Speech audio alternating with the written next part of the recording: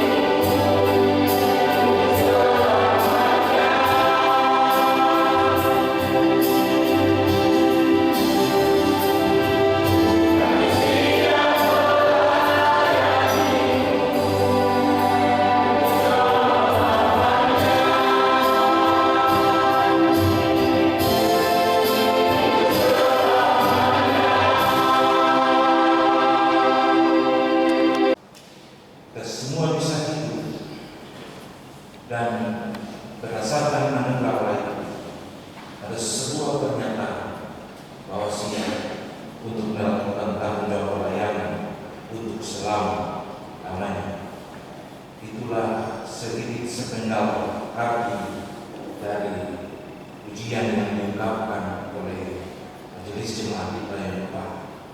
Dan bagian firman Tuhan di saat ini juga mengajak kita semua untuk ada dan memahami tentang kasih karunia Allah yang menyelamatkan semua umat manusia. Dan dalam bagian firman Tuhan kita akan ada dalam sebuah nats pembimbing kita dalam Yohanes pasal 14 ayatnya yang ke-26. Tetapi penghibur yaitu Roh Kudus yang akan diutus oleh Bapa dalam nama-Nya. Dialah yang akan mengajarkan segala sesuatu kepadamu dan akan mengingatkan kamu akan semua yang telah kukatakan kepadamu. Pencurahan Roh Kudus mengalami sebuah peristiwa dan perubahan yang besar terhadap para murid ketika mereka ada di Yerusalem. Dari bacaan kita kemarin ada dua bagian yang kita pahami tentang pencurahan Roh Kudus itu sendiri, tetapi sebuah tanggung jawab untuk pemberitaan atau memberitakan Injil, di mana akibat dari sebuah proses pencurahan Roh Kudus itu, para murid yang pengecut, terutama Petrus, mengalami sebuah perubahan menjadi sebuah keberanian yang ada pada dirinya. Petrus mengalami sebuah perubahan baru oleh karena pencurahan Roh Kudus, sehingga dengan berani ia bisa berbicara tentang Tuhan, padahal dulu ia menyangkal dan tidak mengenal Kristus. Namun pencurahan Roh Kudus itu membuat ia berani dan melakukan yang benar. Titus juga mengalami sebuah tanggung jawab besar yang diperintahkan kepadanya untuk melaksanakan tanggung jawab pemberitaan Injil di tengah dalam pengajaran yang harus dia kerjakan sebagai seorang yang dipanggil oleh Allah untuk memberitakan firman Allah. Itulah sebabnya dia selalu ada dan berhadapan dengan berbagai macam tantangan, pergumulan persoalan yang dihadapi di tengah-tengah pelayanan itu sendiri. Dia ada dan dia harus melakukan banyak pekerjaan dan tanggung jawab yang dia kerjakan, dan tantangan pelayanan itu kadang-kadang membuat dia tidak berdaya. Paulus memberikan surat ini kepada Timotius untuk menguatkan dan menasihatkan dia tentang tanggung jawab yang harus dikerjakan, sehingga dari bacaan ini kita akan ada dan memahami apa keinginan Paulus dan apa tanggung jawab itu yang harus dikerjakan, dan ia harus memahami tentang dirinya yang harus ia kerjakan dalam sebuah tanggung jawab itu.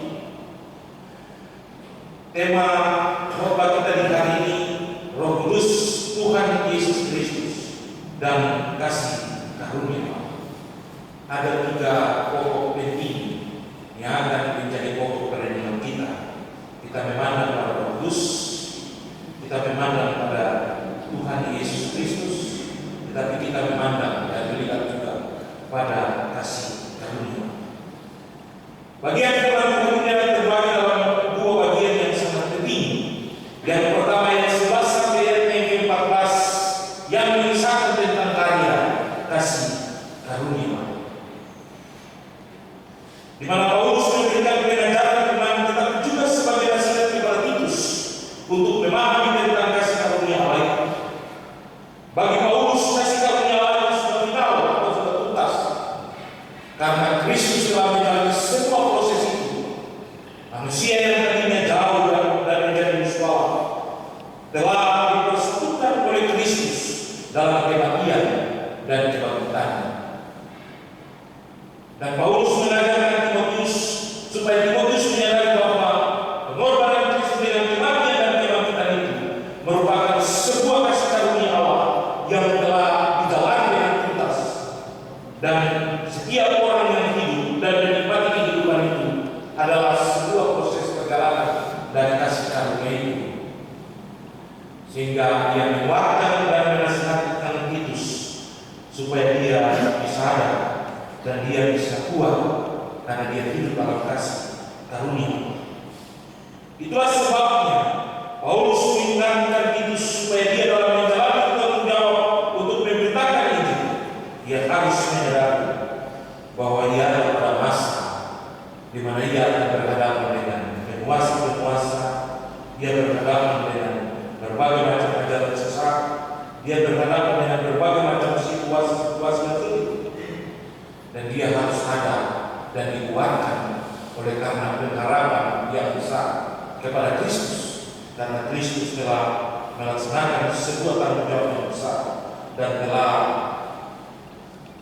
sukses atau tuntas dalam melaksanakan semua itu, sehingga itu sebagai orang yang telah diselamatkan ada dan menikmati sebuah anugerah dari kasih karunia.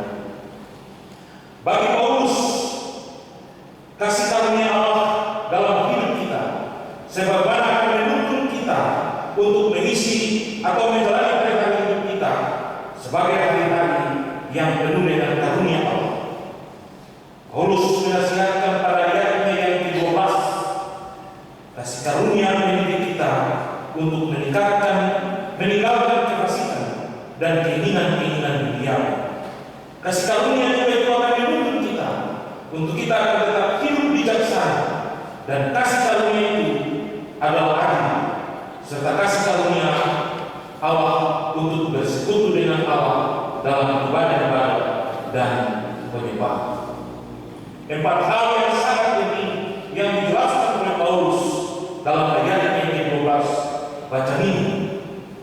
Ia mengajarkan kita untuk meninggalkan kefasikan dan keinginan-keinginan dunia kita.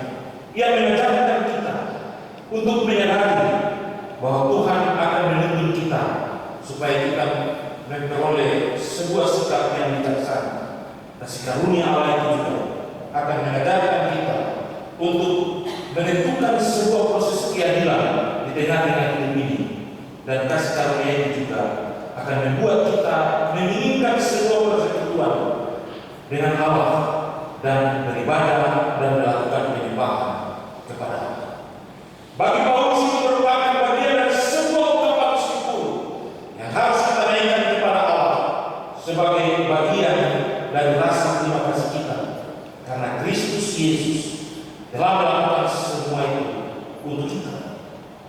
Kita akan ada dan kita menikmati kasih karunia Allah, dan kita hidup dalam sebuah kenyamanan. Karena kasih karunia Allah yang disediakan Allah dalam Kristus Yesus bukanlah kita menikmati di dunia saja, tapi juga kita menikmati di surga, karena Ia telah memberi keselamatan itu bagi kita. Persoalannya kita ada di dunia, dan kita harus mempertahankan kasih karunia Allah itu dalam hidup ini. Kalau kita baca dalam kitab Roma, Paulus bilang begini, oleh karena kedegilan orang Israel, maka bangsa-bangsa lain diselamatkan. Sebuah pernyataan yang memungkinkan bahwa kita memahami bahwa kita, karena kita dalam menghancurkan ibadah itu. Tapi kita menjalani sebuah proses sampai pada akhir malam, berdoa mengucap syukur karena kita ada dalam kehidupan yang nyaman, aman, dan tenang, bahwa kita menjalani proses ibadah itu dengan baik dalam seluruh proses itu. Bapak Ibu yang kedua yang ingin membahas bagian ini dengan memberi sebuah isyarat tentang 3 hal penting yang harus menjadi bagian dari pusat perhatian Titus dalam melaksanakan tanggung jawab yang dikerjakan. Tapi juga kita semua sebagai orang-orang percaya yang telah dicurahkan Roh Kudus dalam menjalani proses kehidupan yang kita jalani, di mana Dia menitik beratkan pada prinsip beritakanlah, nasihatilah, dan yakinkan apa yang harus kita kerjakan. Sebab Paulus menggunakan 3 kata kerja yang menunjuk sebuah tanggung jawab yang harus dikerjakan oleh Titus, di mana menurut Paulus Titus surat ini mendatanginya. Masa depan dia akan mengalami berbagai macam kesukaran dan tanggung jawab yang dia kerjakan. Tetapi pelayanan yang dia kerjakan merupakan bagian dari sebuah proses anugerah Allah yang harus ia pertahankan. Itulah sebabnya beritakanlah. Dia mengajak, beritakanlah apa yang harus dia beritakan selagi ia masih diberi kesempatan untuk itu. Baik waktunya atau tidak baik waktunya, sebuah proses itu dijalani. Kemarin saya buka info GKI dalam Papua, sebuah peristiwa yang terjadi di Maibrat Begitu Klasis Taiwan, ketua klasis dengan pemerintah provinsi, pemerintah kabupaten, dan juga pemerintah pusat menjalani sebuah proses memulangkan satu jemaat kembali ke tempat tinggalnya atas peristiwa itu. Mereka tinggal 3 tahun di ibu kota Bukit. Jemaat yang nama Abraham. Lalu ketua kelas bilang, karena jembatan putus, mereka jalan dalam sebuah situasi. Lalu ketua kelas dia jatuh dalam kali. Dia bilang, inilah sebuah proses kesulitan yang kami alami di awal dalam sebuah tanggung jawab dan Injil yang dikerjakan. Lalu saya jawab, itu cuma satu dari sekian kesulitan yang ada di Eva. Dan kalau kita menghitung semua kesulitan itu, maka tak mampu kita menghitung kesulitan-kesulitan yang ada. Itu bagian dari sebuah proses tanggung jawab yang harus dilakukan oleh Kristus, tetapi juga kita semua. Dan Paulus memberikan, beritakanlah selagi kesempatan itu untuk kita beritakan apa yang harus kita kerjakan. Yesus tidak pernah memberi sebuah perintah kepada para pendeta, para majelis jemaat, tapi juga kepada semua orang, terutama para muridnya. Dia bilang, pergilah jadikanlah semua bangsa murid, baptiskanlah mereka dengan nama Bapa, Anak, dan Roh Kudus.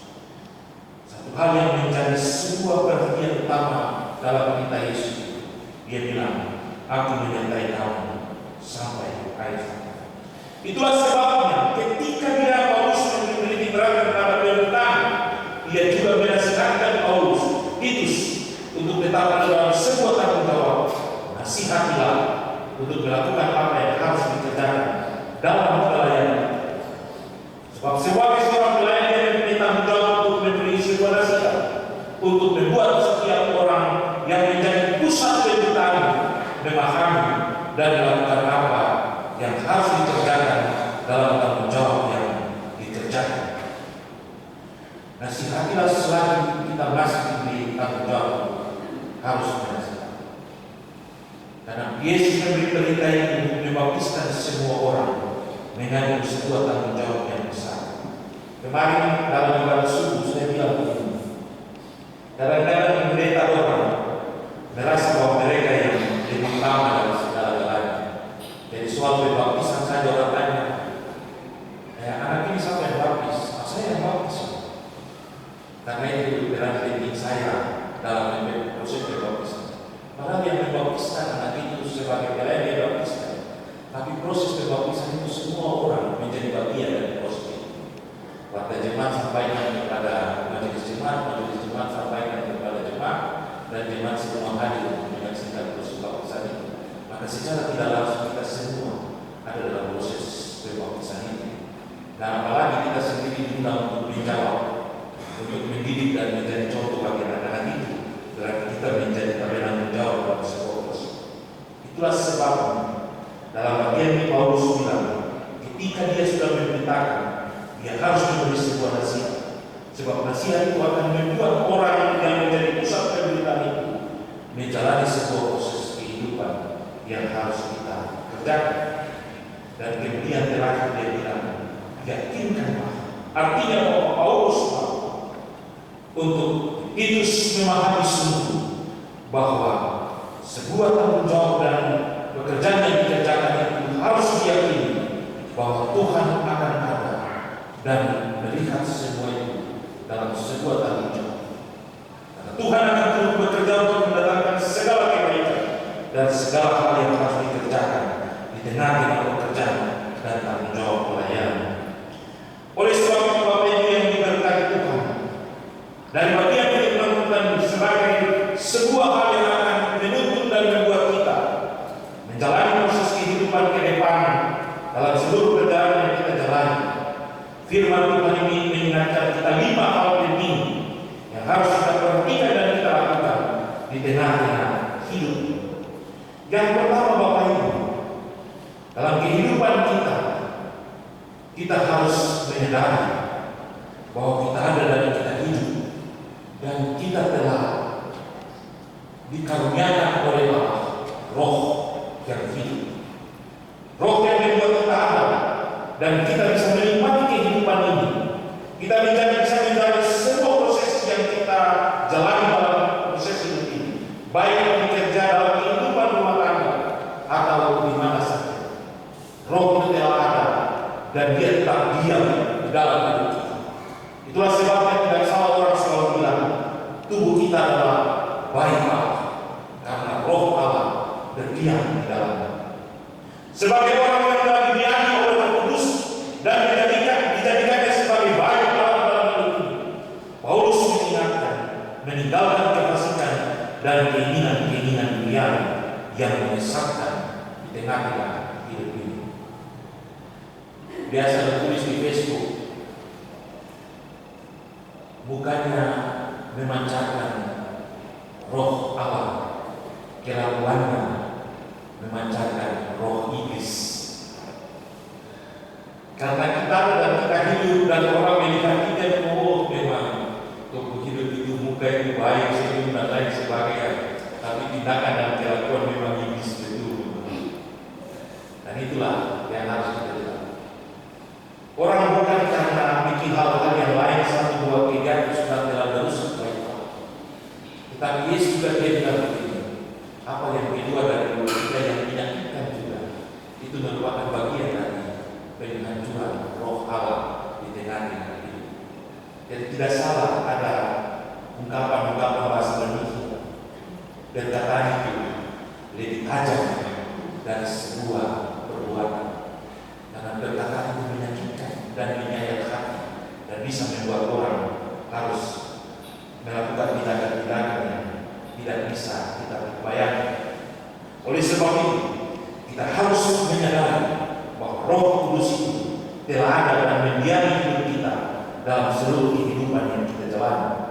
Yang kedua, kasih karunia Allah membantu kita untuk hidup bijaksana, teruslah konsisten untuk menjadi pribadi Kristiani yang dewasa, bijaksana, dan bisa menjadi yang luar biasa di tengah-tengah hidup ini.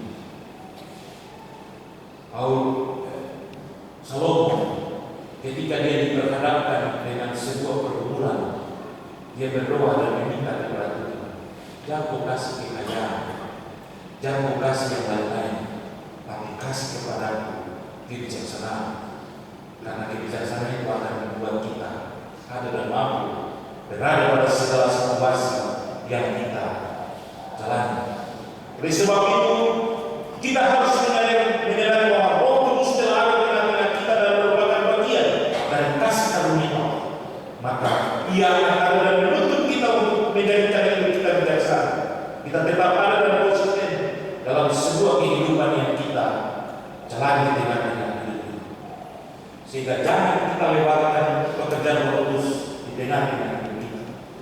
Kalau kita tetap membuka diri untuk Roh Kudus itu ada dan bekerja, maka kita tetap aman dan hidup dalam sebuah kehidupan yang kita jalani. Yang ketiga, bila hari ini ketidakadilan menjadi tontonan di sekeliling kita, bagaimana kita memulai dengan menunjukkan tentang melakukan keadilan yang benar di dalam hidup ini. Roh Kudus mengajarkan kita untuk melakukan keadilan di tengah-tengah hidup yang harus kita jalani. Kita harus melakukan apa yang bisa kita kerjakan. Kita semua pasti ditelan buat ketidakadilan. Kita semua pasti telah mengalami dan merasakan sebuah kondisi keadilan yang terjadi di tengah kehidupan kita. Kalau kita mendapatkan keadilan itu, betapa senang dan bangganya kita karena kita mendapatkan keadilan. Tapi ketidakadilan kita beroleh, apa reaksi dan keinginan kita? Mau bunuh diri salah-salah, mau bikin hal-hal yang lain-lain juga salah-salah. Terima kenyataan saja dari sebuah proses yang ada. Yang bisa kita lakukan, minta kehendak Tuhan saja. Tetapi firman ini mengajak kita untuk maju. Kita melihat keadilan di sekeliling kita dan menjadikan itu sebagai bagian yang harus kita pertahankan di tengah-tengah hidup. Yang keempat, kalau hari ini kita kecurangan terus menuntut kita untuk selalu mempunyai tempat penyembahan kepada Allah, mari kita wujudkan itu menjadi sosok dan penyembah yang benar di tengah-tengah hidup ini. Dia meminta kita untuk menjadi penyembah yang luar biasa. Karena kita menyembah, berarti kita harus menyembah dalam roh dan kebenaran. Maka roh itu telah menjadi bagian dari kita.